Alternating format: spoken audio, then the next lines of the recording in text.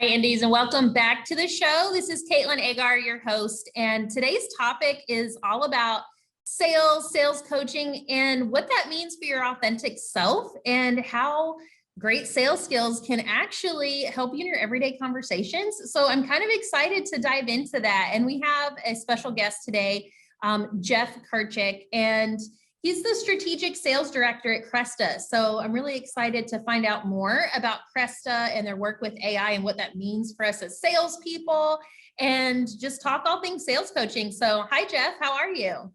I'm doing great. Thank you for having me. I'm pumped for this conversation. You guys know I love sales so much. I just find it so fascinating. And it's really a layered topic. So excited to have you on the show, and tell us where you're joining us from. Where are you located? Yeah, so presently I'm in Cape Cod. I'm in Chatham, Massachusetts, where I've been hibernating through COVID since last March. I was in New York City before that, and I'll be moving to Boston on July 30th. So that's coming up, and pretty excited about that. So I feel like you're located in one of the most highly desirable places in the US for this time of year. For those of you that are listening to this later, we're recording end of July. So half the country has probably migrated to where you're located right now and trying to take those beaches. Yeah, it's been pretty crowded down here. A lot of people whose travel plans were obviously put off due to COVID are pretty eager to get out and do things. So it's probably the busiest summer we've ever seen down here. I think I've become a little bit of a curmudgeon being here full time. I'm only 33 years old, but I've become someone who, I like the winter, I'll put it that way. So, but it's been good. It's good to see people out and about and having a good time. So y'all, Boston and Maine were high on my wish list for this summer, but I love to plan trips last minute. I just absolutely love being spontaneous and getting an idea and being like, great, let's go travel. Let's do it now. That is not possible when you're trying to book a place in Boston or Maine in July and August. So that's the lesson I learned this summer. I got to plan ahead. Yeah, it's a tough time for travel with all the COVID stuff. Everybody's itching to get out there, and I had to change a flight coming back from a conference in Vegas, and it was miserable. Like everything was sold out. So you got to plan ahead now. And you had a pretty big weekend. So tell us what's going on in your life right now. Yeah, I got engaged. So my now fiance and I started learning how to golf together last fall, and our house overlooks the 8th hole of a golf course. So when we booked a tee time, and when we got to the 8th hole, our families came out and I did the proposal.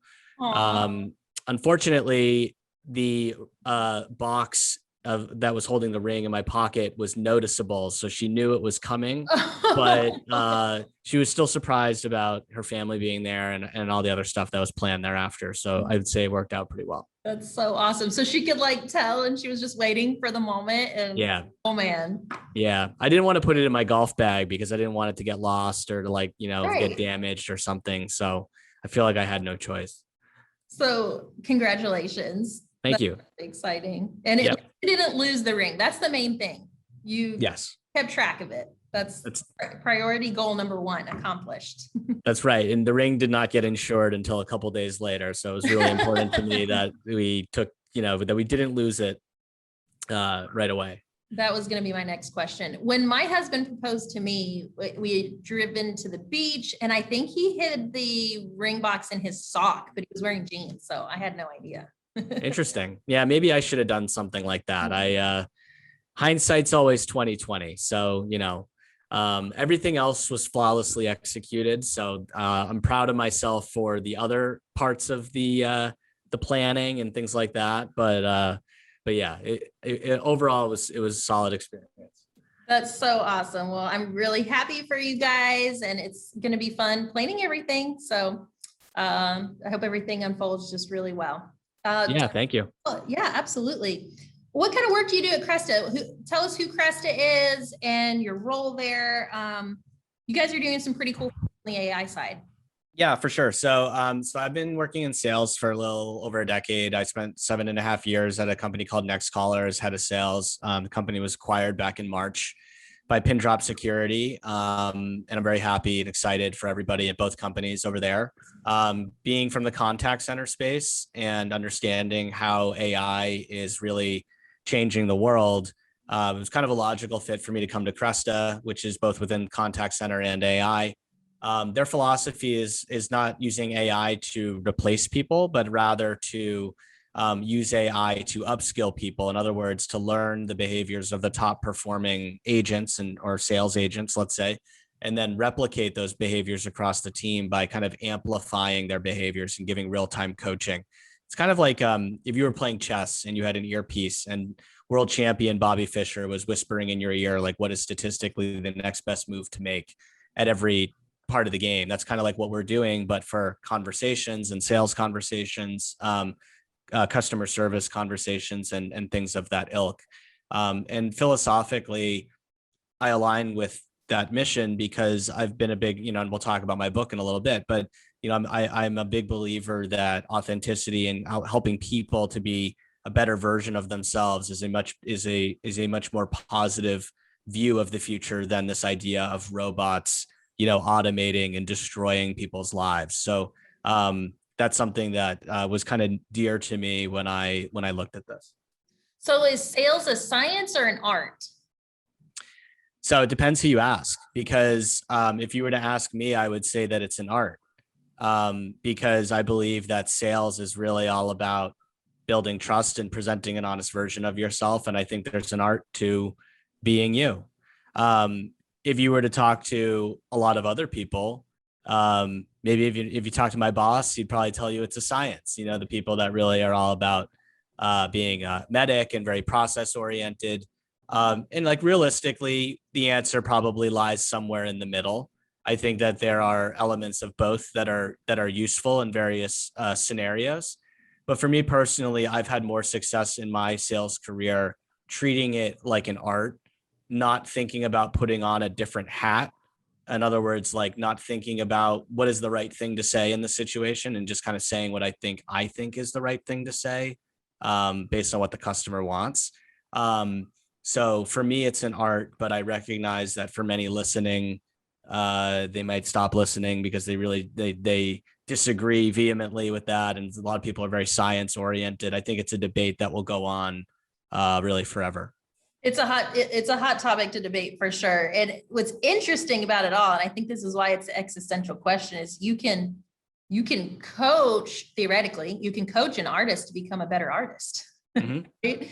And so it's an interesting juxtaposition, I think. And what I've found is that if you can equip someone with the science first, and then like, hey, you're going to get better results if you take path A instead of path B. If you can start them off on that path with proven methods and a formula they can wrap their head around, it really starts getting beautiful when they bring their own personality to it and can make it their own. And so I think sometimes where we can fall short as sales coaches is if we expect them to start off just knowing how to just be you, just get out there, do your thing. And then we end up throwing them to the wolves without the stepping stones that they need to be able to figure out what works and what doesn't. Because so often what's really going to work might feel counterintuitive to us first. And we might have that gut instinct that says, oh, it just feels so out of my comfort zone. And sometimes that's the leap of faith you have to take to be able to start seeing results. I agree 100%. I think it's important to give people a framework from within they can operate, right? So like there's a balance, because if you wanted everyone to do the same thing, at a certain point, you wouldn't even need people. You could just use machines and you could automate it, or you could just hire anybody and you just turn them into a kind of this robotic process. But by the same token, you're right that, there's certain things that statistically are going to go better than others, and certain high level practices that need to be followed. Some of the best, I think, like the times in my life where like a subordinate has given me praise for a certain type of leadership value, I'd say, is when I've had, I think actually predominantly inside sales reps, so the people doing the cold calling and things like that, who've said something to me like, I really appreciate that you built like a framework or a methodology of values or that you want me to operate in, while still giving me the freedom to express myself within that framework, and for me to like be who I am and to kind of like make your process my own type of process. I think that's important because people need to feel empowered in what they're doing. If you're just kind of giving people a list of things to say and do, they don't really feel like they're driving the value. They feel like you're driving the value because you're the one who told them what to say and do. So I think it's important. I agree with you 100% on that. Give them a framework that they can operate within, because you know that you need to exist within that framework to succeed, but make it loose enough that the individual can still act in a way that is their authentic self. Absolutely. And in our sales training at Quantum, we build out a path to success called Selling with Purpose. It's very trusted advisor focused. It's really a consultative approach. And so some of those steps that might fall into like the science category, it might be something like, okay, at the beginning of the call, we're going to find need, and here's 5 different questions you could ask to uncover the need. And then the art is then how you respond to that need. Did you just uncover a problem? And how did you tell the client that you were going to be of value to them and what they can expect by the end of our call today? And so that range gives them a little bit of room to be creative and to think through how they're going to develop that conversation, but they're operating outside from within that framework where we've given them tips on where to start, because we know for sure that if they skip those steps, it'll be a really transactional conversation and the results will go down from there. Yeah, I agree. I think the thing about that is, the more that your rep can detach themselves. I know this is going to sound really weird, what I'm about to say, but the more that the rep can detach themselves from the outcome, the better. So what I talk about in the book is this idea that, the way I defined it in the book is actually different than the way I've defined it ever since writing it. But I define it in the book as like treating the customer like you would treat your best friend or your family member. Because when a best friend or family member comes to you, you're not thinking about your own agenda. You're just like, oh, I want to help this person. How can I help them? And you naturally start asking certain questions that are predicated in creating a good outcome for your friend or your family member. And the real definition is like presenting an honest version of yourself. We tend to present honest versions of ourselves with people that we know and trust and for whom we want good outcomes. It's really everyone else that we don't. If you think about people that we don't know very well and we want to try to impress them, you know what I mean? So we might act differently than we would normally in a more comfortable setting. But where this comes back to being detached from the results, when your friend or family member comes to you for something, you're detached from the outcome in the sense that it doesn't involve you. I mean, you want it to work out for them, but whether or not they take your advice ultimately isn't, it's all you want is that things just work out for them. And so that needs to be true in like all things, if, it's a big world out there, we're like specks of dust in the universe. And a lot of times we take ourselves very seriously and we become really focused on the thing that's right in front of us. And if it doesn't work out, we get very upset. We lose sight of the bigger picture. The more that salespeople can start to almost trivialize the day to day and almost laugh about how insignificant everything is, the better off they are, because they'll find themselves not taking everything so seriously, not wanting to put on a certain persona. They won't be reaching too much or reaching too hard for something. So, right. Yeah. Oh my gosh. And we've all seen salespeople that get trapped in that moment where maybe they're newer to your agency, they're training, they're learning how to sell this product. They have a client and they come to you and they're like, this is like a $10,000 sale. And they're almost like frozen in like paralysis mode of like, what if I mess it up? And so I think being able to detach yourself from that end result and just focus on helping the client and being confident in the advice that you have to offer and the skill set that you're using to bring value to their lives puts you in such a better place. I remember when I was on the phone selling insurance for the first time, I think one of the things that helped me the most was being able to just focus on the task at hand and not think about the premium amount at all. I was somehow able to just kind of lock my mind away from thinking about the price until it was done and it was time to log that new client activity. And that really helps you, because then if it's a smaller sale, like maybe you're helping someone with insurance for their car and their apartment and their insurance, that might not be a big sale for you. You might hardly make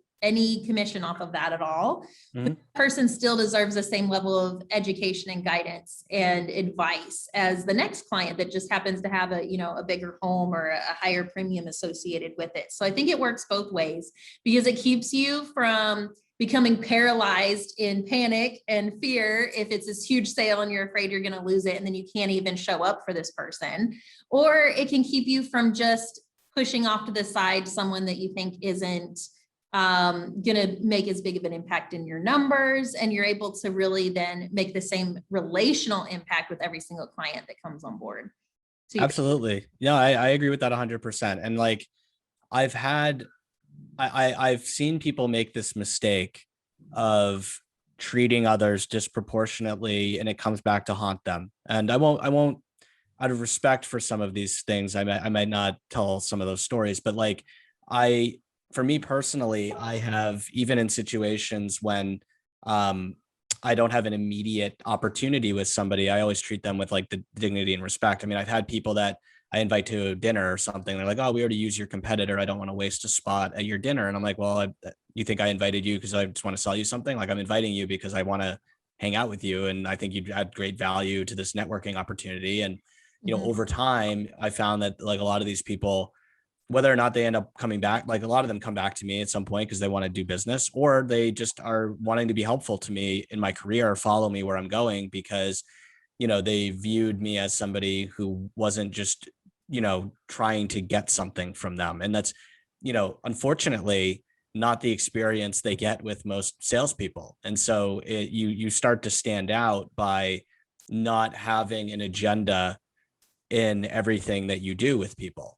And I know that sounds simplistic and like kind of a low standard, but I think it does resonate with people, and they can sense when you are treating them in a way that they would like to be treated.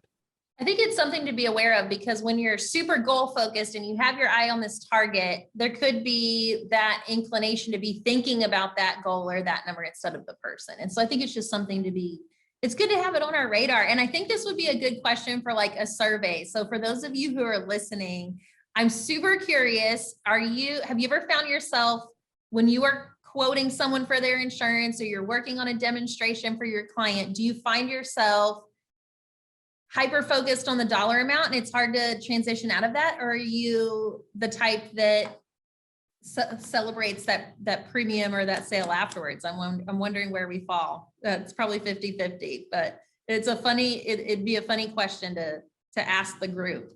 So that's really good advice, Jeff. And you mentioned the book that you wrote, and to our listeners, Jeff is the author of Authentic Selling and How to Use the Principles of Sales in Everyday Life. And I know that your book has won some awards recently, so I wanted to hear a little bit more about it, because I'm seeing here that you recently won the 2021 Independent Press Award in the Sales and Marketing category. So congratulations. And thank you. Runner-up in the 2021 National Indie Excellence Awards in the sales category. So tell us more about that. Yeah. So there's a handful of book awards every year, and there's one more that I'm waiting on that I'll find out about later this year. Fingers crossed. Yeah, fingers crossed. Yeah, so far so good.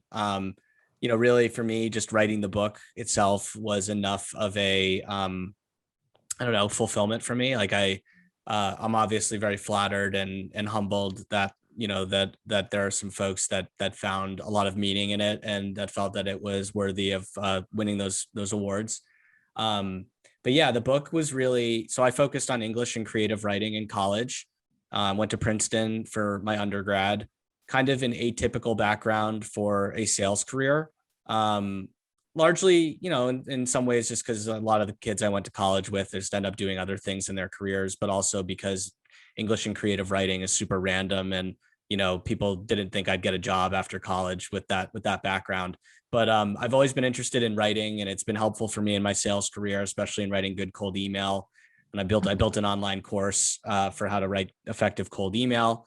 But long story short is I've always wanted to write long term. My dream is to become a screenwriter. And I thought that writing a book that was relevant to my career would be a good way to marry my interest in writing with my career in sales. in a lower risk way to take on a writing project.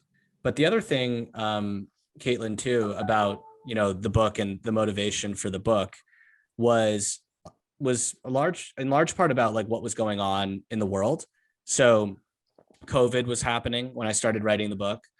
And during COVID, our political dialogue was not very good. It's actually still pretty bad. I mean, it's been bad for a while. When I say that, I just mean, a lot of people just kind of calling each other names and not having a lot of empathy. And that's true in social media. It's true in the media. It's true almost everywhere where people are having conversations. Ironically, when people actually have face-to-face conversations, they tend to go much better. But unfortunately, that's just not happening much these days. So I noticed this and I was very discouraged by it. And as someone who had been able to successfully have good conversations, I thought to myself, like, well, what am I doing that's different? And the answer was, I think it's my sales acumen. I think it's the fact that I try to seek to understand, and that I know that if I tell someone that they're stupid, that even if I'm right, that they're not going to accept that. I know you're laughing, but like, for a lot of people don't get that. They think that you can call someone stupid and explain why they're stupid, and that the other person will end up adopting your idea. That just doesn't, even if you're right, it just doesn't work that way. And so I thought, what if everyday people could learn some of these skills to sell their ideas better? Salespeople get rejected all the time. Their job is to listen and ask good questions and try to be helpful. And in this vein of like trying to treat the customer like they're your best friend or family member, what if that person that you have conflict with, how could you try to treat them like your best friend? Wouldn't you treat them better than calling them a name? Wouldn't you ask them how they grew up and what led them to their perspective? Would you not, you wouldn't automatically assume they're evil for having a different perspective than you, certainly, right? So anyway, long-winded way of saying that the circumstances of what was going on in the world actually influenced the book. And the reason I call that out is because most sales books are very sales focused and they're very technical. And so if you don't have a sales background, those books can be very intimidating because you don't understand what half of the jargon means. This book is for salespeople, but it's also for everyone. And the reason for that is because I think everyone is a salesperson in some way.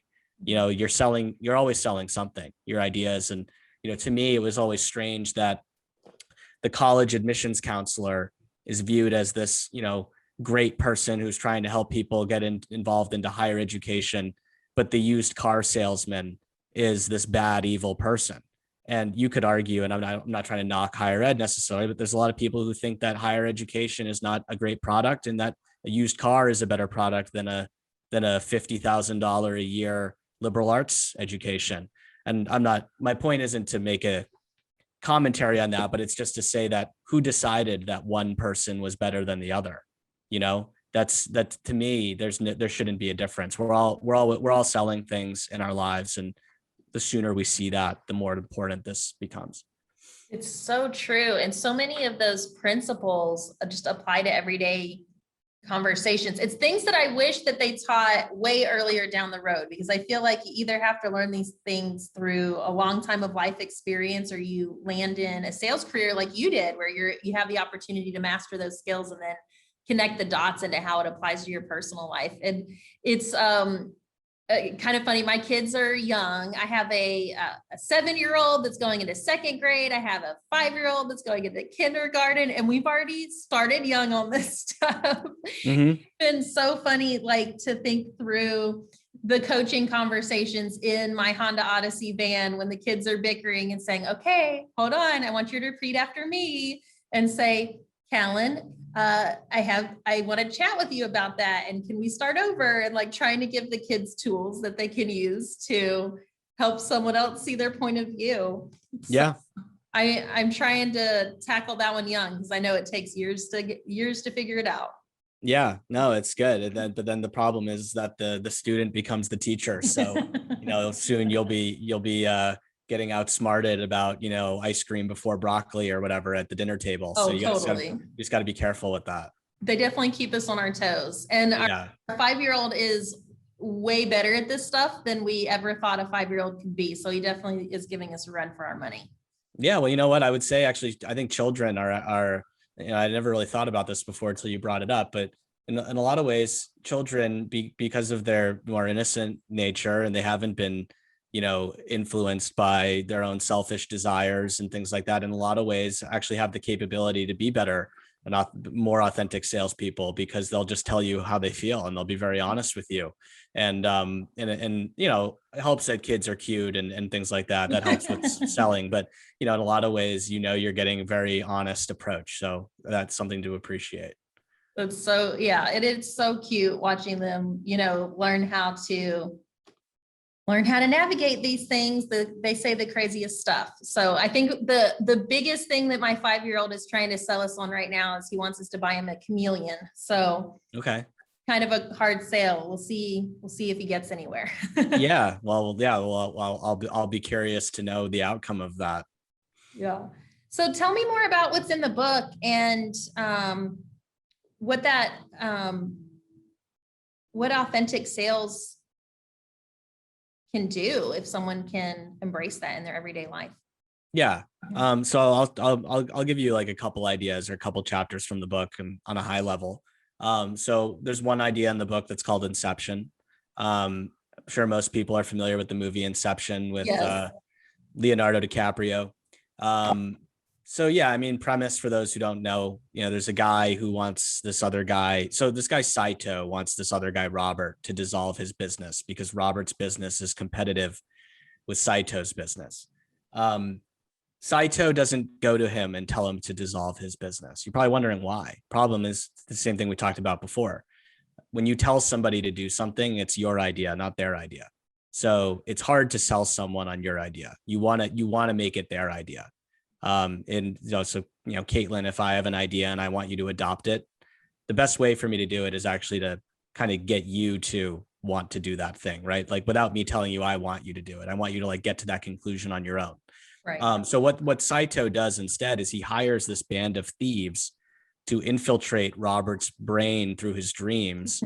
And they go several layers deep into his subconscious where they create this moment in his dream where Robert has a a moment with his dying father, and his father tells him that he wants him to be his own man. Mm-hmm. And, throughout the movie, Robert had felt that his father, didn't think very highly of him and that he needed to run the business to prove him wrong. But when he has this dream and realizes what his dying father actually said was that he wanted him to be his own man, he wakes up with the resolve to dissolve his business. And so it's through Inception, it's through this passive approach of getting Robert to come to the conclusion on his own that this guy Saito gets what he ultimately wants. Now, in real life, you can't, unfortunately, it'd be nice if you could, but you can't hire a band of thieves to infiltrate people's dreams to get them to adopt the ideas you want. If you could, I'd be a trillionaire by now, because I'd have gotten everyone to give me, all sorts of things. But you have to do this through showing versus telling. And a lot of times the best way of showing is to ask good questions. And so, in therapy, for example, there's a couple forms of therapy, like talk therapy, where you literally just talk an issue out, forces people really to talk out loud about something that they hadn't really thought about before. And oftentimes they'll talk themselves into an answer. Or you think about like even cognitive behavioral therapy, which is forcing somebody to think about an alternative scenario to the idea that they've adopted. And you're not encouraging them to adopt an alternative scenario. You're just asking them to think about what else is possible. So for example, if you're selling a solution and the buyer believes they should work with a competitor for a specific reason, you would ask them, that's great that you feel that way. What alternatives are also true? Like, is it possible that we actually do this thing, as well? Like, is that a possibility? Like, what other possibilities exist? So when you get them to talk out loud about the other possibilities that exist, now they're forced to consider the likelihood of those possibilities. And so now you have to sell them on the likelihood of something. And that's a much easier sale to make than just trying to insist that you offer a better product. That just will never work. So that's the idea of Inception. It's trying to plant ideas in people's mind through showing versus telling. Showing, which is usually brought about via different ways of asking questions. There's another idea. Sorry to interrupt. That actually kind of happened to me yesterday when I was on the phone with a member of our recruiting team, and they're doing interviews with associates, and they like interviewed a candidate where they just weren't sure. And so they texted me and they're like, hey, I don't know about this person. Like, I need to talk it out with you. And so I'd already seen the resume and the interview notes and the application. I already had all of the information. And I found myself in this moment where I could have just given a yes or a no. And just, they just wanted a thumbs up or a thumbs down. And what we did was we talked through it, and I said, oh, okay, well, tell me about this, or why did you think that? What was their answer to this question? When you asked them to walk you through the last time they saved a client, what did they say? And they literally talked themselves right into the answer.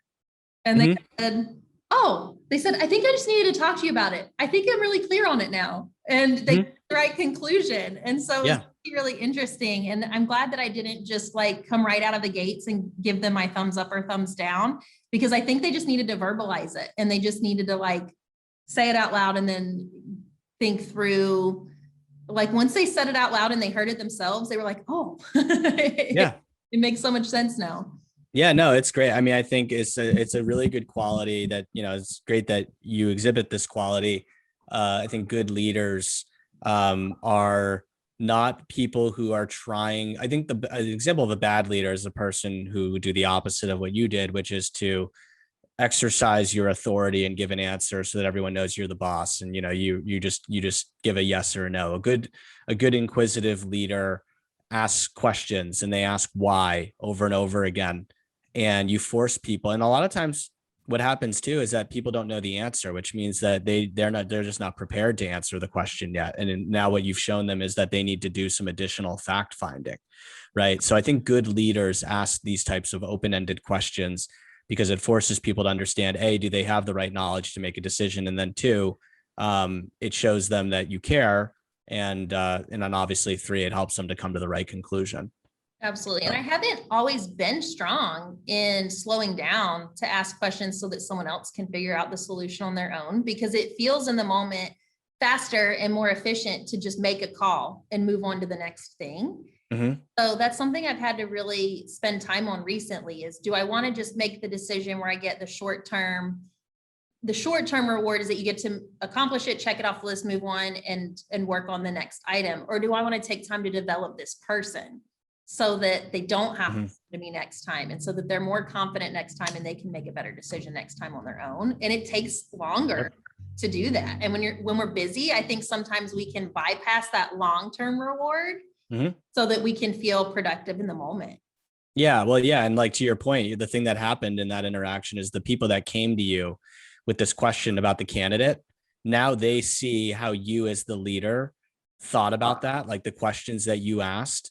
And now the next time they have that same type of question to answer for themselves, now they know how to like ask themselves the right questions to make the decision without necessarily needing to come to you.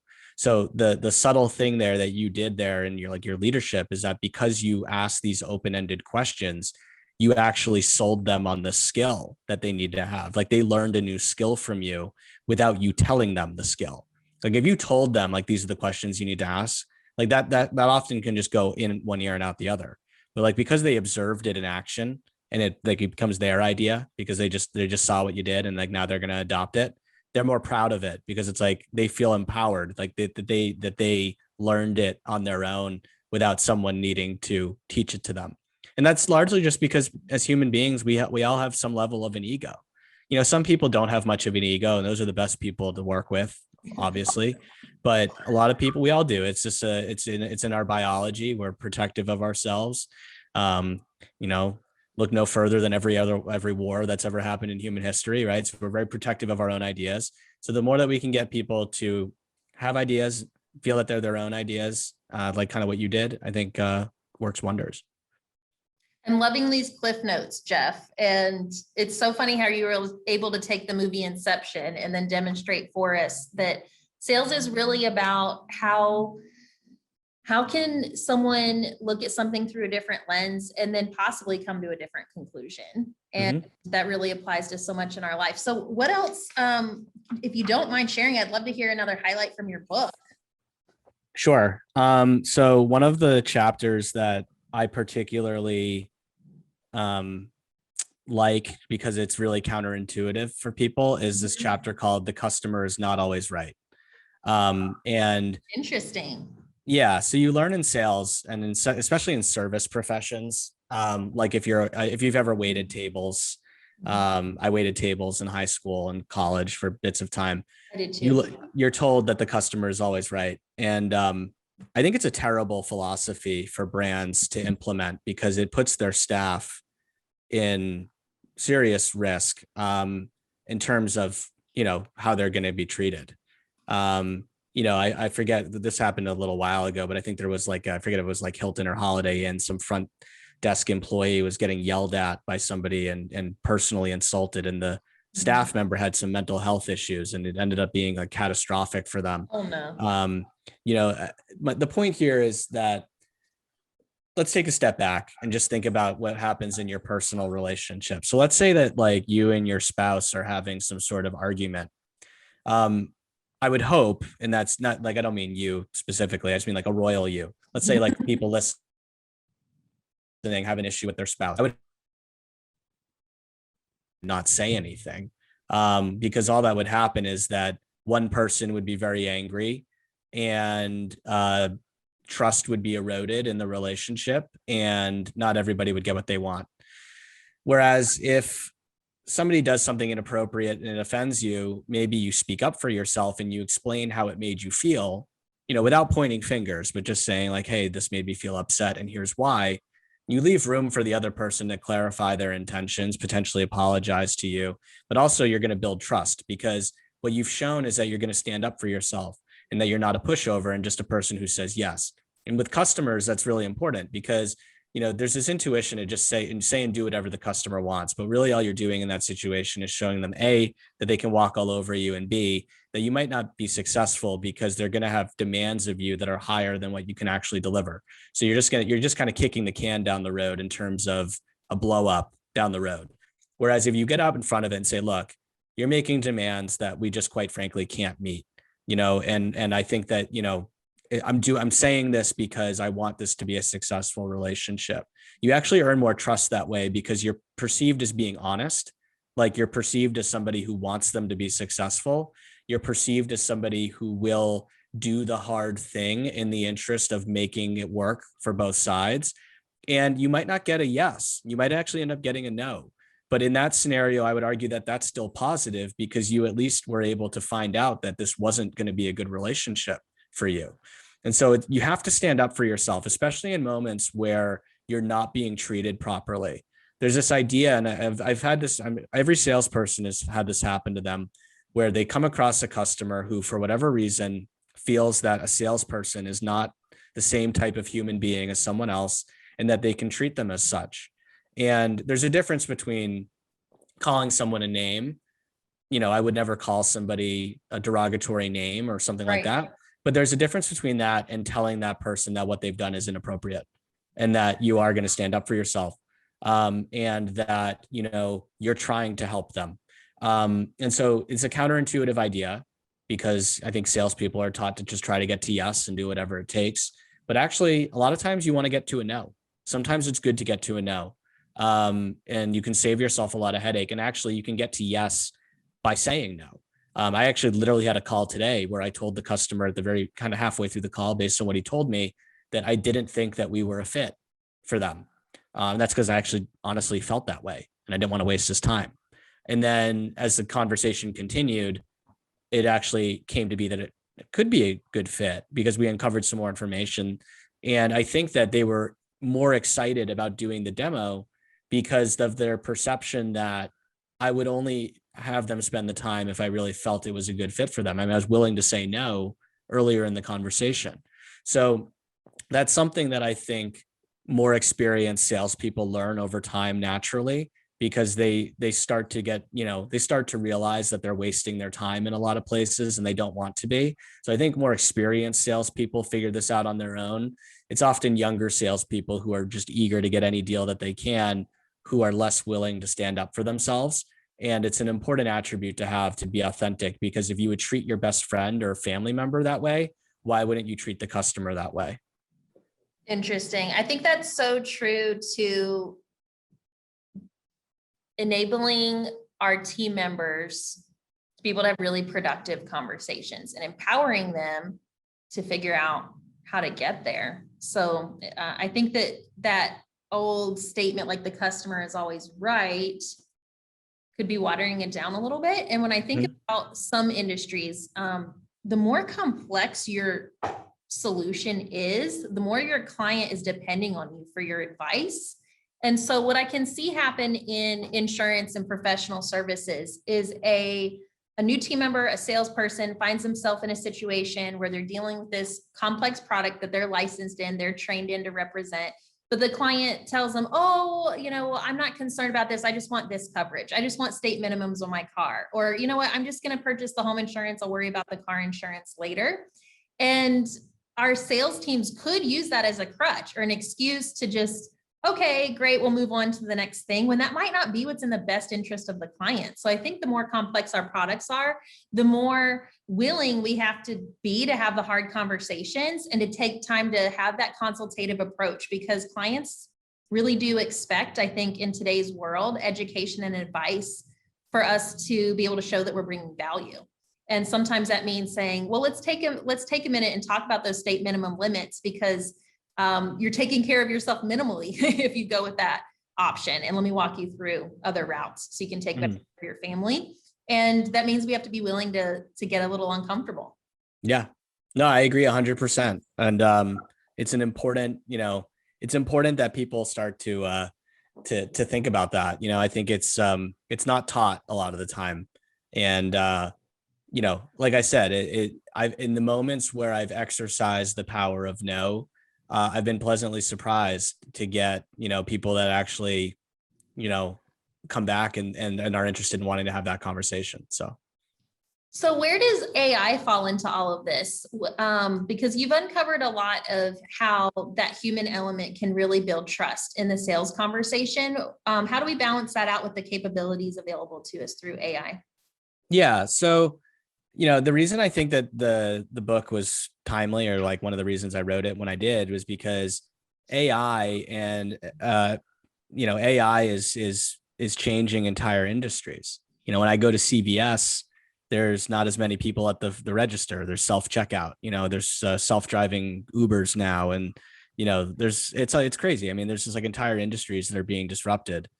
And I think it's just naive for salespeople to believe that they're somehow exempt from this, that like their industry is fine because they're people and, machines can't become people or whatever. And it's just completely erroneous. The more that sales is formulaic, and actually this is why I'm more of a believer of the art, the more that we treat sales as a science and as like a program, well, what do you literally do to a computer? You program it, right? Like you build programs on a computer. So it stands to reason that highly formulaic or process-driven sales organizations might not need people in 30 years. They can program machines to handle their program. And, in a medic environment, the bot can figure out the criteria to cross off the check boxes and medic, same thing for other sales formulas. I actually believe that this will happen. I don't think it'll happen immediately, but 30 or 40 years from now, I could see a world where there's machines doing very complex sales. And so what this means for the average, run-of-the-mill salesperson like myself is you need to start thinking about how to protect against that. And the one thing that we have going for us as human beings is that we have our own authenticity. We have emotions and feelings. We're not programmed. Well, at least we're not programmed in the way that machines are programmed.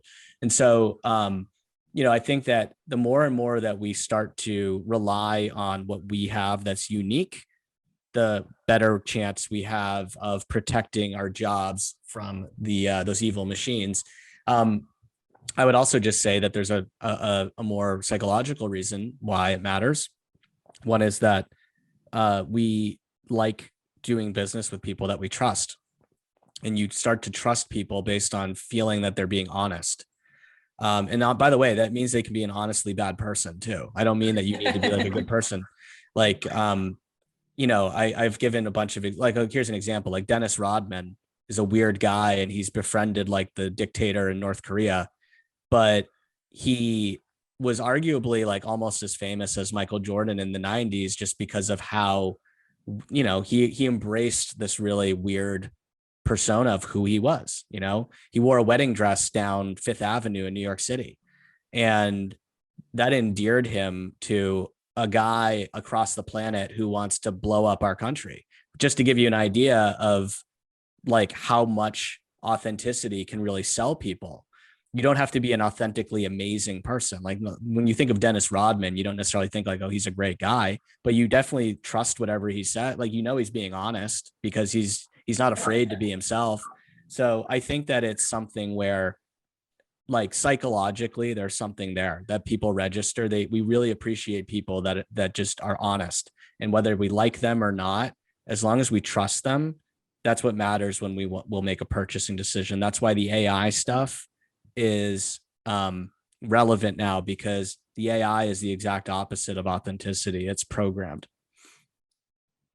And that transparency is so important to us as humans, and our ability to be able to pick up on that when we're chatting with somebody new and having these deep conversations. So that's really interesting in that we have this ability to bring another level to the conversation that a computer won't be able to copy for a really long time. But I think that also opens up an opportunity for us now to use AI to power our conversations and make them stronger, as opposed to replacing our opportunity to strengthen those relationships. Yeah. And that's why I joined Cresta when I joined. I mean, the whole premise of what the company does is basically learning behaviors of top performers. So looking at the, what is it that makes, the top performers good at their job, and then it helps upskill people by like teaching them these skills about how to handle customer interactions. So in that vein, I think there's ways that we can like really leverage AI for good outcomes and helping people to embrace a more authentic version of themselves. And it's, the more and more that we start thinking about it through that lens, I think it will be more productive for society. It'll, I think when people view it just as a threat, it makes people very nervous. And, a lot of the sales pitches are not very ethical sounding. I mean, if you're selling an AI product and the pitch is like, hey, we can get you to fire your whole team if you buy this product, I mean, that'll help somebody's bottom line. But at the same time, you're also pitching an idea of like upending lots of people's lives. I mean, it doesn't make you feel good at night. So I think that there's definitely something to what you're saying there. And it's something that, definitely resonated with me when I came in here. Absolutely. I think there's so much AI can do to accelerate the level of our conversations. We get more information through AI. We can make better strategic moves when the computer is like, guiding us to take different paths. And we can use that extra time that we save to spend more time building the connection. It doesn't have to mean that we got to know the client less or asked them less about their lives or built less trust or didn't have that relationship, as long as we aren't using the tool as a crutch to just be faster and skip that trust building stage. And one of the things we say at Quantum is our job doesn't start until they say no. Because if the client's just saying, hey, I want to have a quote on my home insurance and here's my information, that's something that theoretically a computer can do. My job starts when they give me some pushback and there's some objections that I have to overcome and some trust that I have to build and some value I have to bring to the table. And I think we really have to stretch ourselves to go past just those easy yeses. Yeah, absolutely. I agree 100%. Yeah, it's something that's been top of mind for me for a while now. So I definitely agree with that. I love it. So how can our listeners reach out to you, Jeff, if they want to purchase a copy of your book or find out more about Cresta? What's the best way to get in touch? Yeah. Well, gosh, my website's jeffkirchick.com. Pretty much everything on there, like all the blogs, interviews, book, et cetera, everything's on there. Book is available on amazon.com. It's Authentic Selling, How to Use the Principles of Sales in Everyday Life. My contact information is all on the website as well. So yeah, I would love to hear from folks. I love brainstorming with making new connections, things like that. So that's the way to find me. And I'd love to hear from some people. Wow, I feel like we really covered a lot today, and you brought such a fresh perspective to this authentic sales conversation and what it can mean in our everyday lives. And I know that for me, some of my main takeaways were, number one, sometimes it's good to get a no. And I think that's one we have to mull over for a couple minutes. And number two, detach yourself from the outcome. Just focus on the person you have in front of you right now, as if it's the only person you're going to talk to today, and you're going to have such a better result. So thanks for breaking that down for us, Jeff. Congrats on the launch of your book, the awards that you've won, and the work you're doing at Cresta. It's really exciting to see, and we look forward to chatting next time. Yeah, thank you for having me. I really enjoyed the conversation with you. Have a great day. You too.